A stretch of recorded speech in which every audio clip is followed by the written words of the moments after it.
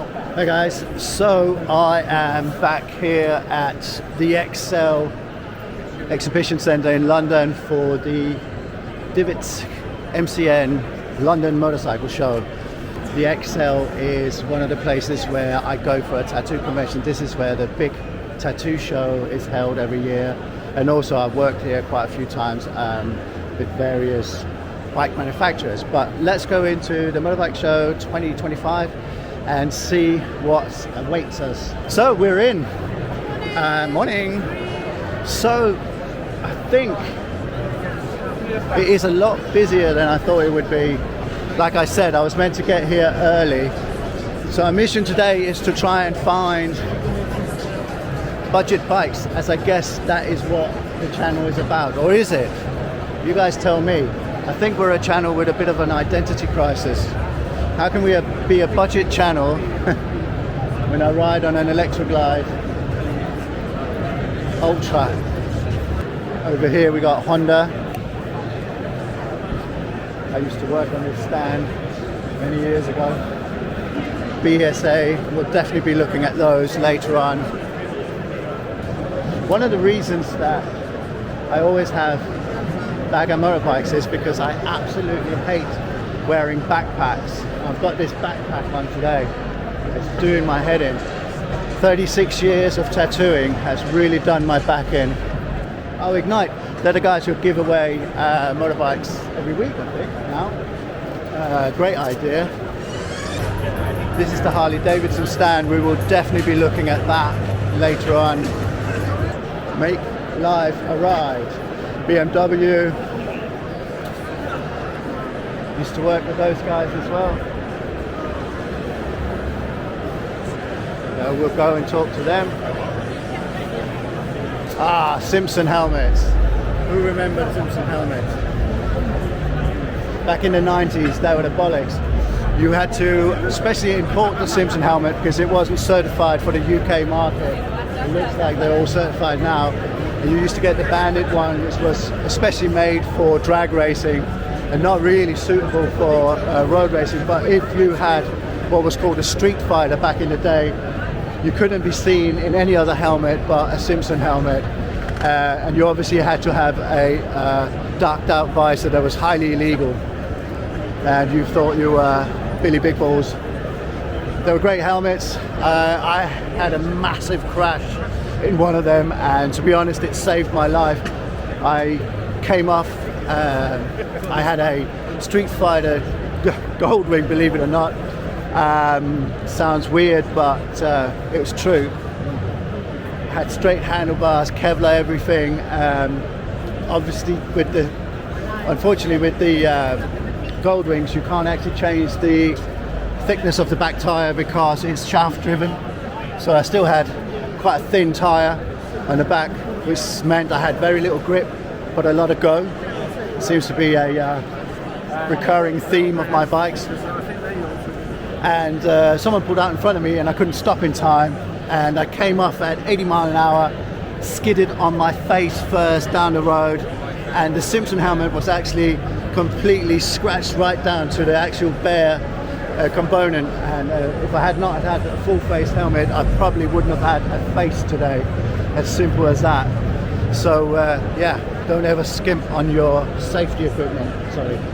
So here we have CF Motors, definitely making a splash this year. So here we have KTM. KTM is someone that we'll definitely come back and look at. KTM has gone into administration, so it's a bit risky, some will say, to buy KTM at the moment. But on the other hand, they have some of the best deals on the market right now, and you can get a real bargain over there, and their bikes are amazing. Obviously, no one knows what the future holds for KTM, so you are kind of risking it, but I don't think a big company like KTM will go completely out of business. Someone's going to snap them up, and I think you will always be able to get parts for them. In my opinion, that's where your money should be this year. Really good bargains and really, really good lineup. Royal Enfield is another one that's making a big splash this year. They have got some really great models and all at extremely reasonable prices. So they're another bikes that we will come back and look at. And And if you come over here, Sparta, like those guys. Remember earlier when I said that I had a Honda Goldwing that was street fighting, right? This was the actual model. I did it mine. This is a 1975, I believe. 1975. Mine was a 1979. And this was the exact bike that I tuned. I had straight through Predator pipes. I had straight handlebars on it. We changed the tank to carbon fiber back when carbon fiber was actually expensive. I put a different front fork on it, and you can't change the dimensions of the back wheel because of the shaft drive, so you can see how skinny the back wheel was, and that was the reason why I couldn't stop. The engine is magnificent. It's very, very powerful, even in its standard, in the standard version. Mine was tuned, of course, made it completely unrideable. I had a little Italian leather seat with a little hump on the back right, and I had brisk backwards racing pegs. A sight for sore eyes, especially with my Simpson drag racing helmet on. As I said, I had a massive crash on this bike, 80 miles an hour. I broke all my fingers. I was out of action for about 6 weeks, and I certainly learned a lesson that day.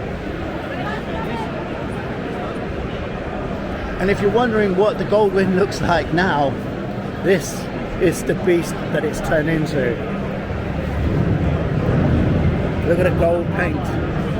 A lot of Goldwings have traditionally had gold paint. They did a gold edition, the 1500 anniversary edition that had gold paint. This one goes back to that with the brown and gold here. And I personally think this is a beauty. It's definitely on the bucket list, and I must own another Goldwing soon. I don't think I can justify having the Electra Ultra Glide and the Goldwing at the same time, so hard decisions. But I have to say, this is probably one of my favorite editions of Goldwing there's been, if not the favorite. Let's start at KTM. Let's have a look at the lineup for this year. So, as I think most people know, the KTM is a company in trouble at the moment. They've gone into administration, so the future is very, very unclear. But that's an incredible motorcycle right there. However, there are more deals here. This would be my choice. This is the Super Duke. And if you look at the price, Super Duke is $17,999 down to $15,299. So that is an incredible savings. And if you look at it, this is a beast.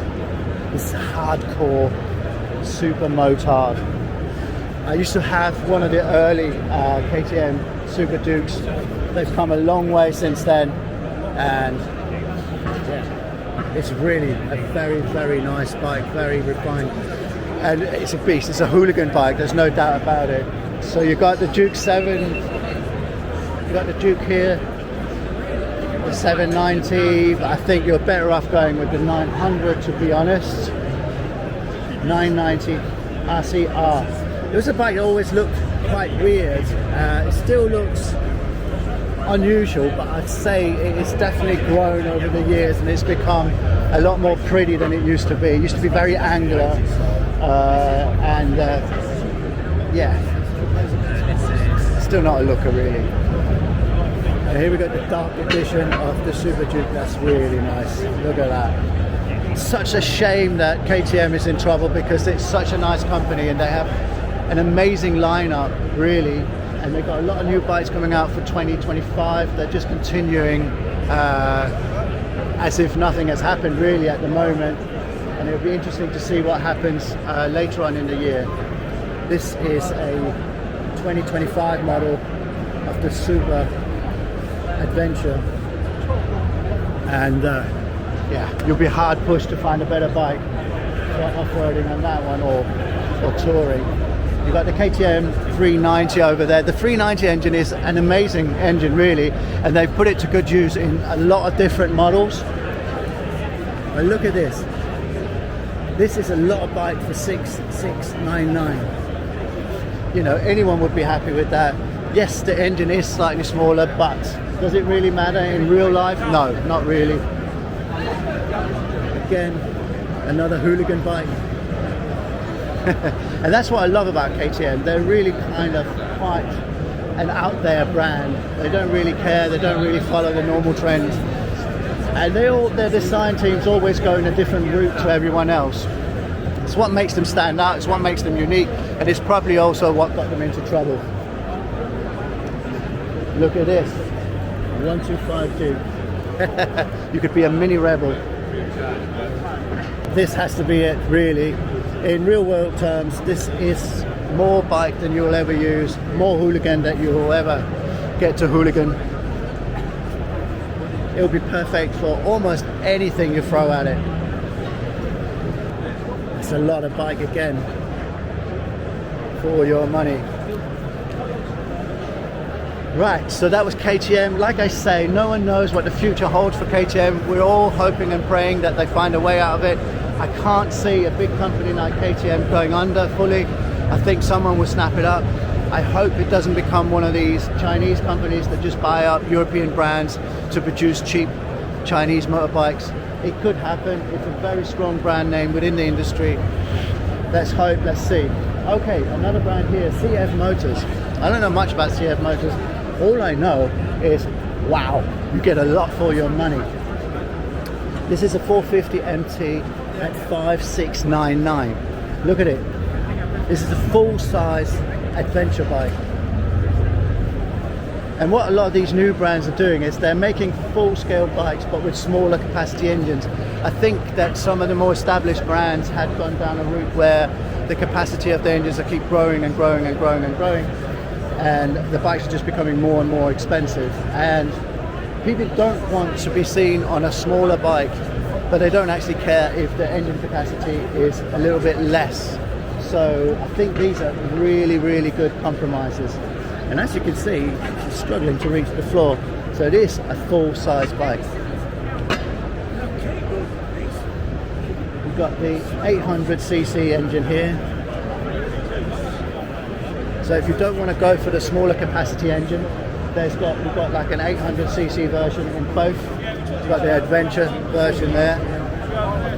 The adventure version is going for 8,899. I would say if it was my money, I'd definitely go for the 455 actually.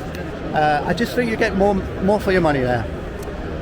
What else have we got? So quite strangely, Yamaha is not here at the moment officially, but they're here with Capital Motors. This is the new Tracer, and yeah, what can we say about the Tracer? It is challenging to look at. I think that's the nicest thing I can say about it, but it comes packed with loads and loads of technology. It has a radar up here like the BMW Transatlantic, Transamerican, Transcontinental. It's got smart lighting systems that kind of, with a radar in it that corners. When you corner, the light will corner with you. A little bit like what I've got on my Mazda.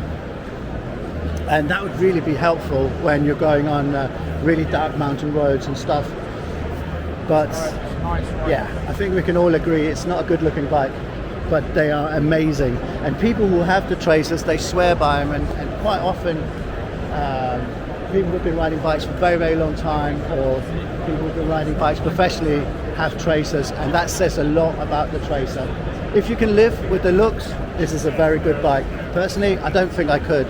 I would probably go with the Ténéré. This is the Tracer as well. Epic fail moment.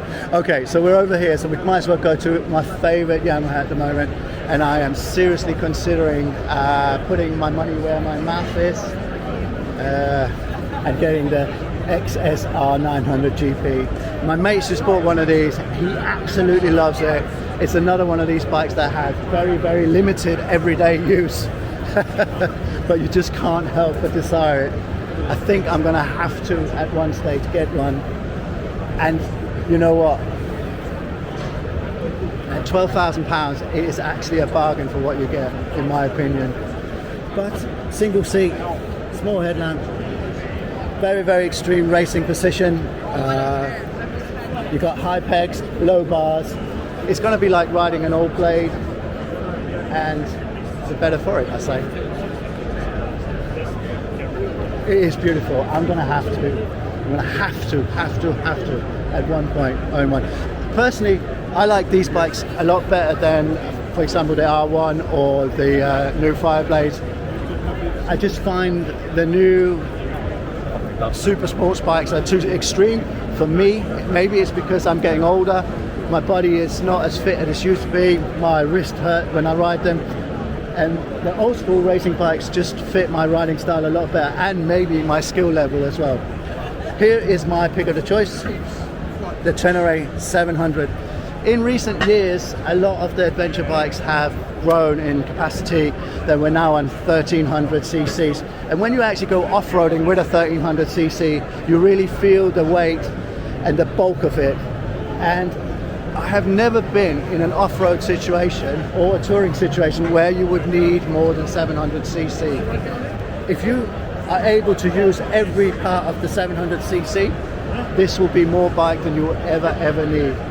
I know it's a status thing, it's who has the biggest beep in the pub, but really, do you need more than that? And I think personally this is a much better looking bike than the Ténéré. I think it looks more off-roady, I think it looks more extreme. For me, the Ténéré looks a little bit soft. And on that note, maybe we should head over to Honda and see what they have in store for us. So here we are again with my old Goldwing. This brings back memories, bad memories as well, because I crashed it. And I also had the newer Goldwing, and I have the F6C, which was the naked version of that. Probably, in my opinion, the most pointless bike ever made, and also one of the bikes I love the most. Let's come over here and start with one of the bikes that are making big waves on the Honda stand, which is the new Hornet. Hornet has always been a strong brand name for Honda for a long time, and they've now made a 1000cc version of it. This is a naked superbike built to a budget, so it comes in just under £10,000. So you are getting a naked street bike with the Honda build quality under 10 grand. And it looks amazing, and this one's gonna sell like hotcakes all day long. And you can even see just here on the stand how popular it is. And it's really hard to see where they've cut corners. Of course, it's made to a budget. I remember I rode the naked Fireblade, which was very expensive. It had the naked Fireblade SP, had all the Brembos and everything. This has actually got Brembos as well. So it is really hard to see where you would benefit from getting a more expensive bike than this. I think if you want a big capacity litre bike, you want a bit of hooliganism, but you also want the reliability, and you want the solid brand of Honda behind you, then you can't go wrong with this bike. It's not for me. I'm done with naked bikes, but this is a great buy for 2025. If you can get your hands on one, I predict they're going to sell really fast. If you want more of a traditional looking super sports bike, rather than going for the blade, you've got the CBR 600RR. I raced these around Donington. They're fantastic bikes. They're probably more bikes than most people will ever need. Unless you are a GP rider, you are hard pushed to find the limits on this bike. Some of the really good riders went around Donington as fast on the CB 600RR as some of the more inexperienced riders did on the Fireblade SP. So that just says a little bit about skill level and bikes. I think many bikers buy bikes that are far out past their skill level. This bike, if you're serious about track days, is more than enough for about 90% of all riders, I'd say. Again, it's not for me.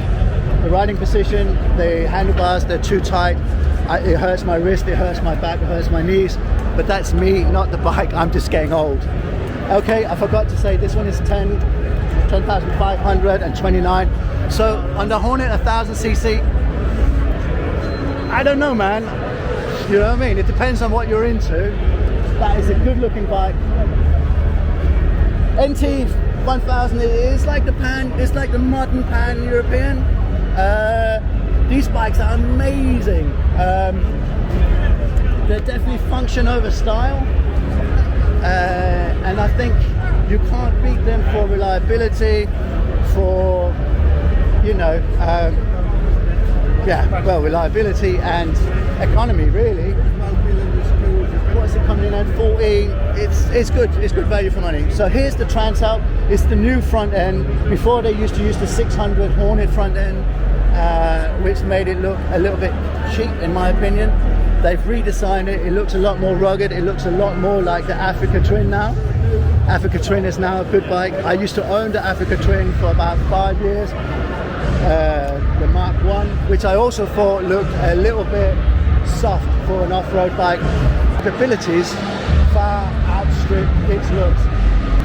This one again, if you're not worried about that who's got the biggest balls or who's got the biggest bike down the pub, this is more bike than you'll ever need. Again, in a touring situation, on off-road riding, you'll never ever need more than 750. In all honesty, I've owned the Africa Twin for many years. I've taken the Africa Twin off-road. I've taken the Africa Twin across Europe, and the bulk is more in the way than it actually benefits. Having said all that, I would never buy that. I would always buy the Africa Twin. Is it because I'm insecure and I got a very small? Maybe. But just look at it. Africa Twin has always been one of my favorite bikes. I think in 2025 it's come back. It looks even better. This is the adventure version. It's got a little bit of a bigger tank. Its number plate's just fallen off. That's definitely a booking. I mean, look at it. But it's a very expensive bike now. It comes in at 17,649. I think they are capitalizing on the big adventure bike, knowing that that part of the market are people who have quite a lot of capital to spend, and there's a lot of one-upmanship when it comes to big adventure bikes. This is definitely one of the kings. I personally think it's a little bit too expensive for what you get. That's just my opinion. Another one over here is the Honda 500 Rebel. This is the one I went on the launch with, and went up redesigning it for Honda, and I was the first non-Honda employee to design a bike for them. Here's a real winner in my books. I think this one again, Honda has really hit the nail on the head. The CB350. How much do you think that bike is? I'll tell you right now, 3,949. That is incredible value for money, and I think you'll be hard pushed to find a better value bike on the market right now. Yes, it is quite a small engine, but again, if you're bumming around London or any urban situation, you don't really need any more. Or if you're a new rider, this is more than enough for you, and it looks beautiful. It actually doesn't look compromised at all.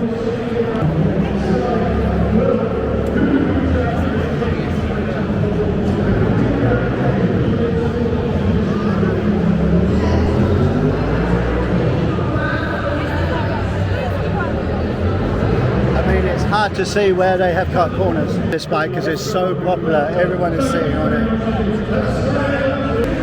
Right, let's head over to Suzuki. This is a brand I don't really know that much about.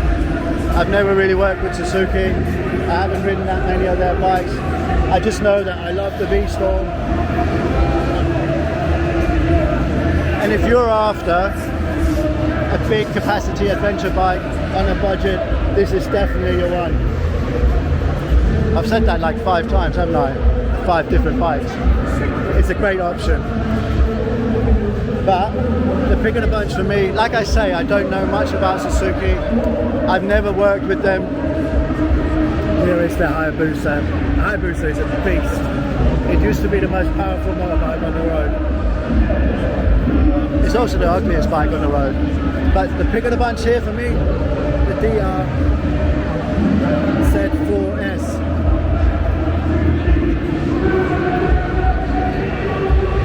Look, that is some proper old school fun.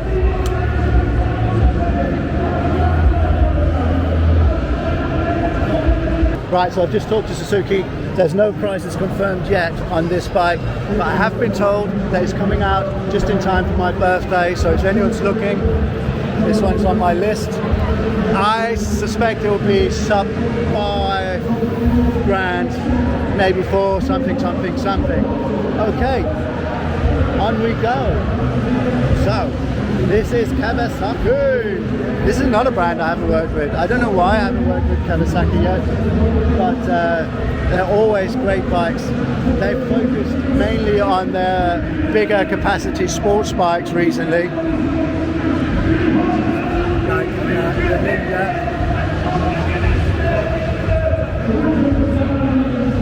And this is their big Ninja. To be honest, at $14,999, this is a lot of bike for your money as well. I do love the Kawasaki green. I used to have a old Ninja, one of the fastest bikes I've ever owned around the track. Here we go, this is the Ninja H2 SXSE at 25,649. It's very expensive, but it is one hell of a bike. I do love a Ninja. I haven't owned a Kawasaki for a long time, maybe it's time. There's nothing that really springs out. Oh yeah, there is. The Z650. But in all honesty, it's starting to look a little bit expensive compared to the competitors. Here we go. Okay, so we just found the Kawasaki that's going to take a biscuit. So we've just been to see the 600 RR. Here's the Ninja 650. I would argue that that's a better looking bike. As I said, I haven't ridden this one. I've raced 600 RR around Donington. I haven't raced this one, but at 8,399. 8,399. That's a lot of bike. That's going to kick some ass. It means you've got a lot of cash to upgrade it. What else have we got on the Kawasaki stain? They seem to all be ninjas. We are all ninjas around here. Okay. All right. Oh, Bimota. Bimota is a bespoke Italian company. They used to make bespoke bikes around Yamaha engines, then they used the Ducati engines, and it seems like they've teamed up with Kawasaki at the moment. It's a company that's always been in and out of administration under the brink of bankruptcy, but they make some of the most exotic bikes, and they've made some really good investments over the years. They also made some bikes that completely flopped. They used to cost a lot of money that are almost worthless now. But look at the Exotica, that is all hand built, all carbon fiber. And look at the hub steering. They used to be famous for making the first hub steered mass-produced bike.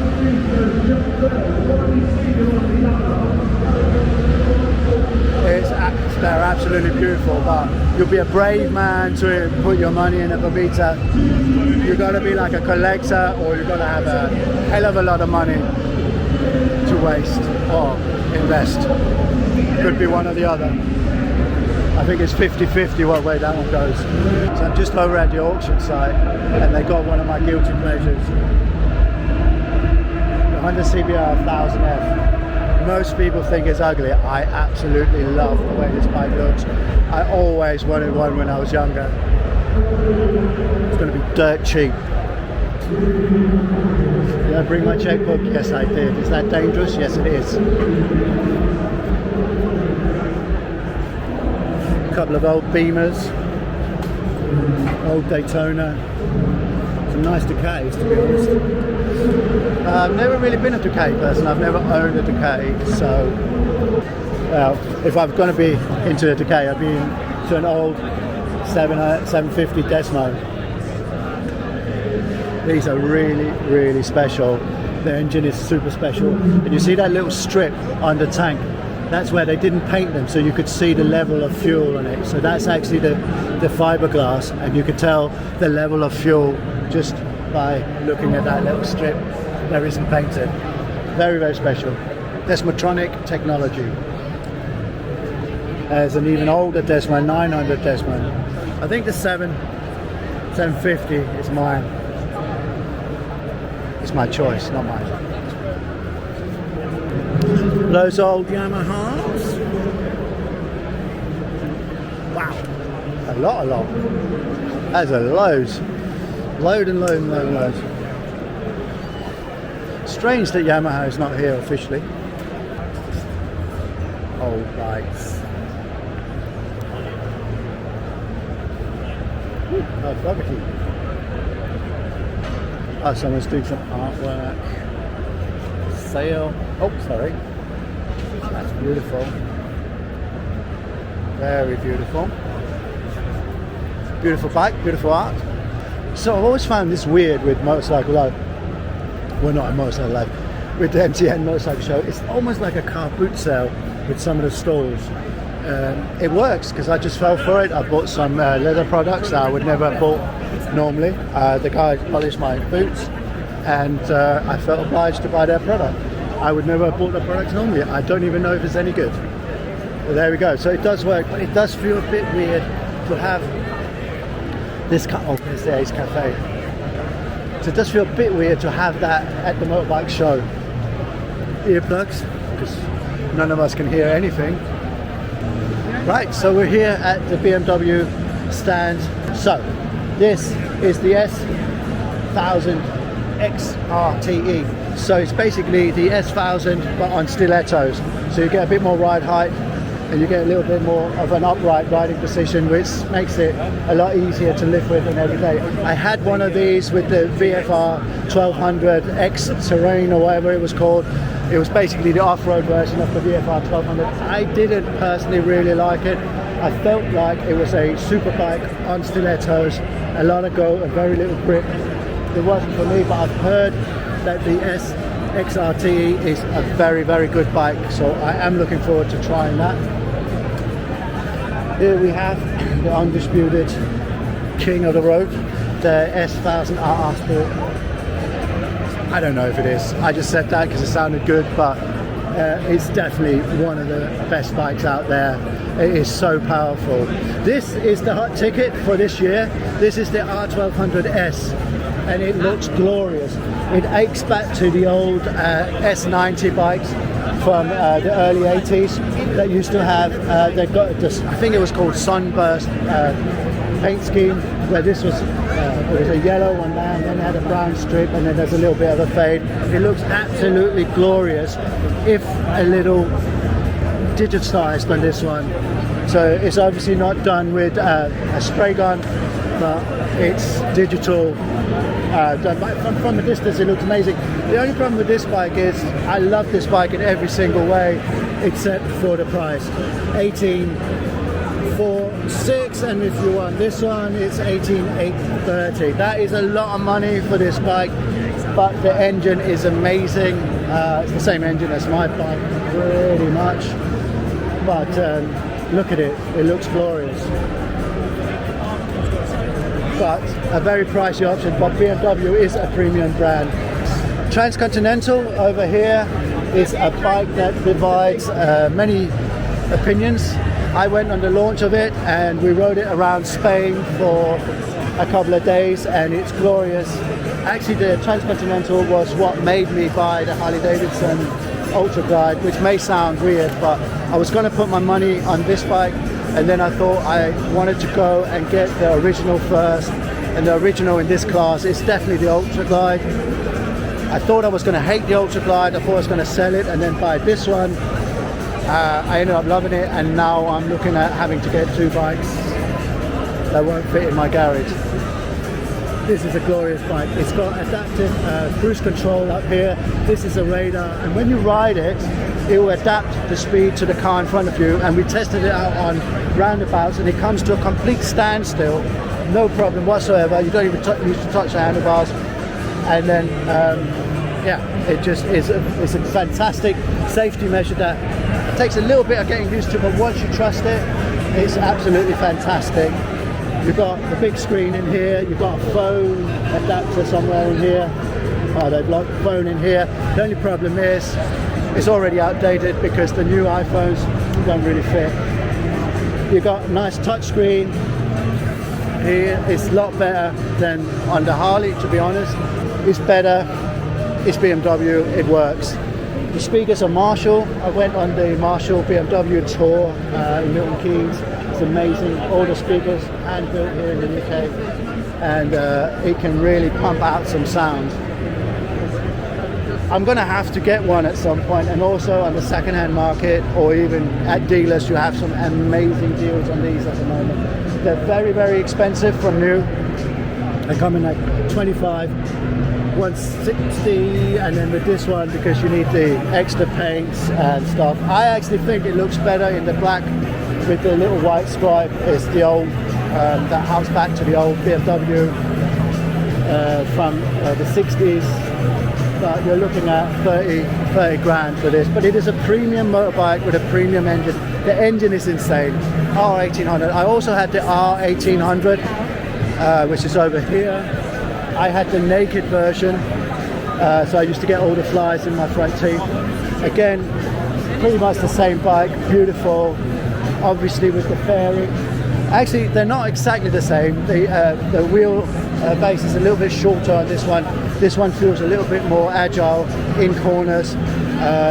Somehow it seems like it has more ground clearance than the original R80. The R80, as soon as you get a bit adventurous, it scrapes in the corners. Right, so there's one thing I just want to show you. This is the CE2. So I told you that we rode these around Spain and they were amazing. We rode them up the mountains in the rain, the CE4, but the new one here is the CE2. So this is a 125 equivalent, roughly, to the CE4, which is about 450. Obviously fully electric, urban transportation. Look at that. I don't know about you, but that really reminds me of the old monkey bikes, but obviously like a modern version, all electric. I really, really like these. And for those of you who haven't ridden electric bikes, they are so much fun. You get all the torque in one go. Of course, there's always the people who are not going to hate, that's not going to like them. There's always going to be the haters. Personally, I own a Zero. I've owned 3 different Zeros. I've ridden that one over there in the Spanish mountains, and I can't wait to ride this one. It's going to be so much fun. What else have we got here for 2020? Nice again, eh? You think it's a bike show. So this is new for 2025. Look at the color scheme on this. It is absolutely insane. I think this one is back. I can't wait to ride that. We've got the new headlamps. These are new for 2025. The dual headlamps on the M as well. And then we have the R1300 GS. BMW decided to change the look of one of their best-selling bikes, and they made it a lot more utilitarian. You've got this big box kind of thing here. Some people don't like it. I personally think it looks banging. I think adventure bikes should be more utilitarian. I think for me the African Twin looks too soft, but this just looks like what a Land Rover on 2 wheels would look like. You know, you could just strap things onto it. You've got hooks, you've got everything here. And if you are going to go around the world, of course, if you prefer the old looking GS, then you could always go for the GS F900. It still has a kind of old school look. This one is more road orientated. It looks a lot more like the old African Twin. But for me, this has got to be the choice. I think it looks banging. We saved the Harley-Davidson to last. So if you don't like Harleys, I know that Harley-Davidson is one of those brands that really splits opinions down the middle. People either love him or they hate him. You know where I stand on this. I own one. I put my money where my mouth is. I just want to show you one of my favorite all-time bikes and a potential replacement for my Ultra Glide, and it's this one here. It's the CVO Road Glide ST. Look at this baby.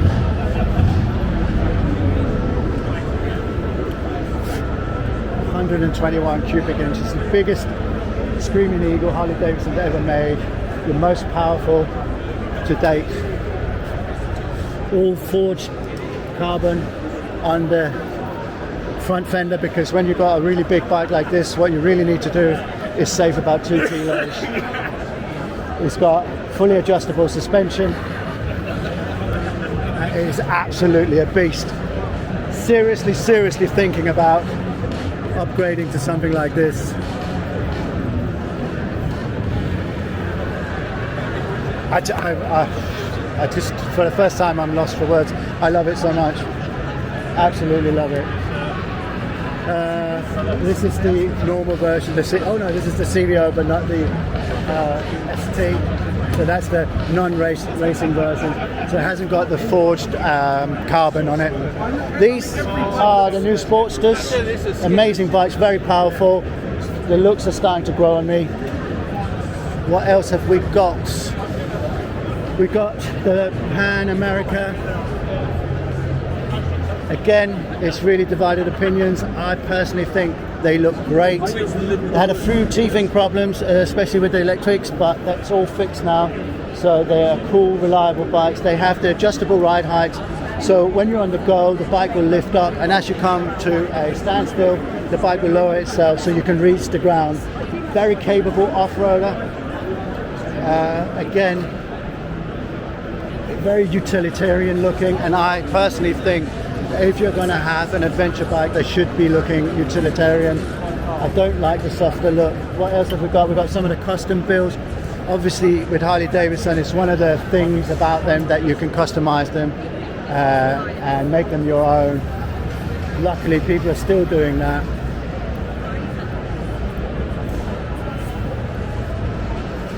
So every year Harley-Davidson do like an in-house build off where all their dealership will build bikes, and this is one of them.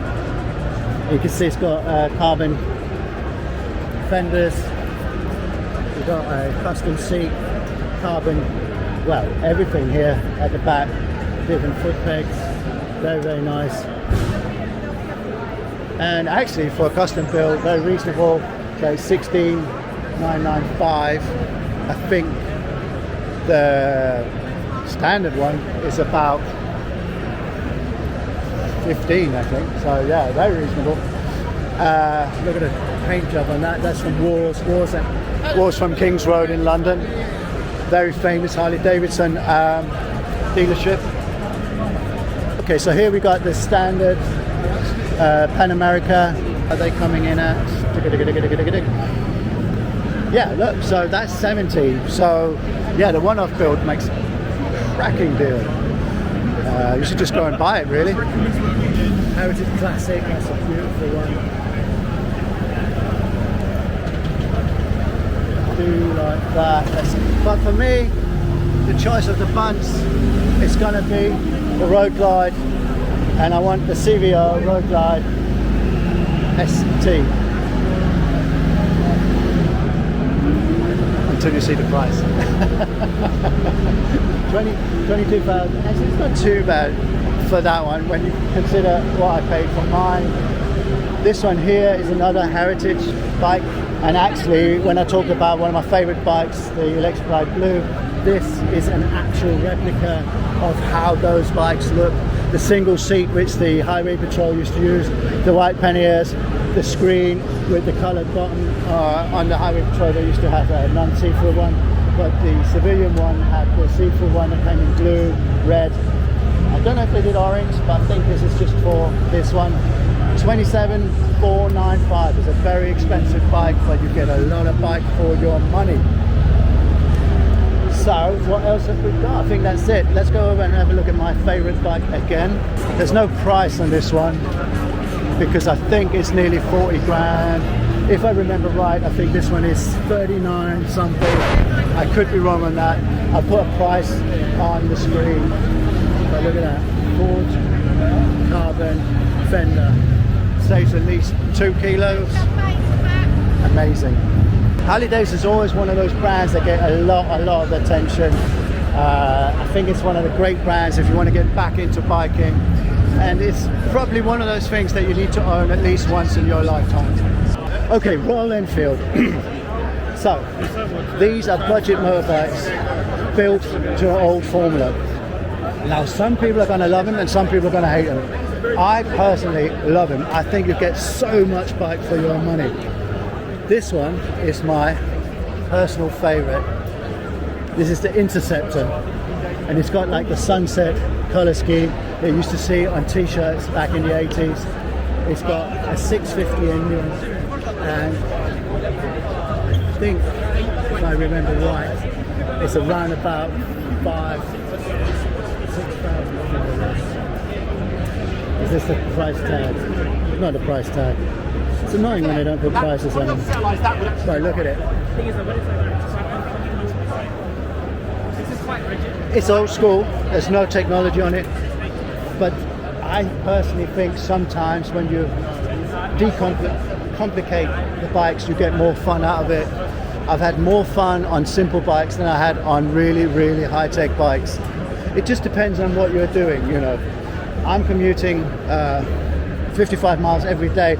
I think it would get a little bit tedious if I was doing it on one of these. But if you're bumming around London, or you're bumming around Manchester or somewhere, or you live in Wales and you're just going back and to on little mountain roads, these bikes are fantastic. Absolutely amazing, and they're so good value for money. This one is a Royal Dip. It's a 450 bike, and you get that under 5 grand. Well, just above 5 grand I think it is, but that's amazing. Look at that. That is a hell of a lot of bike for your money. This is the new Pagani V2S. It's brand new for 2025. It looks absolutely amazing. I love how these exhaust pipes are coming up. A little bit of a hark back to the 996 or whatever they were called. That is a beautiful bike. It's not for me, but if you love Ducatis, this is a beautiful bike. You've got the Pagani V4 as well. This is the Pagani V4S. Again, look at the wings on that. I mean, no one else can make a bit of plastic look as sexy as that. And just the little air intakes here is just absolutely beautiful.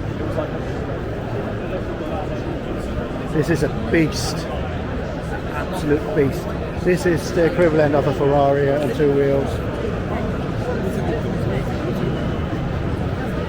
But just like Ferrari, it's not for me. 29,995. It's not too bad when you think of all the other bikes and their crazy prices. Motorbike prices have just gone bonkers in the last few years. It's not really the bike manufacturer's fault. They're having a very small profit margin. Everything's gone up. All the raw materials, the workforce has cost more. So, you know, like everything else in the world, inflation, bike prices have gone up. But look at that, it's just dripping in exotic parts. Olin suspension, Brembo brakes, absolutely amazing. This one is new for 2025. It is the Devitt V4. Again, it's kind of the equivalent of the Speed Triple, the F6C, I guess, the Honda F6C, something like that. Not for me. I've seen a few of them around town. The people who have them absolutely love them. I mean, it looks amazing, but it's just, you know, horses for courses. This one is not really my thing. If I was going to have a Ducati, there'll be one choice and one choice only for me, and the Multistrada V4. There we go. Whoa, that is nice. These bikes are so capable, you know what I mean? They're so capable. there's so many nice bikes in this category. What we're going to choose? Are we going to choose the GS 1300? Are we going to go for the African trim? Are we going to go for the Pan American? Or are we going to go for the Multistrada V4? What are we going to do? There's too many. Obviously, the bike companies are putting a lot of effort in this category because it's one of the best selling categories. It's one of the categories where the buyers still have a lot of money. People at my age who have paid off their mortgage, who their kids have grown up, and they're now reliving their youth. Some would call it a midlife crisis. They are quite often status symbols, and again, that's why the capacities are so high on them, because if we're honest, do you really need more than 750 to go off-roading? No, you don't. But when you're down the pub, it's nice that you've got the biggest bike and the most expensive one. So we got the Scramblers, very popular bikes as well. That's another segment that's really growing in the bike world. I think the super sports one is probably shrinking a little bit. The Scramblers, especially the smaller capacity Scramblers, are growing. I think we are about finished doing the tour.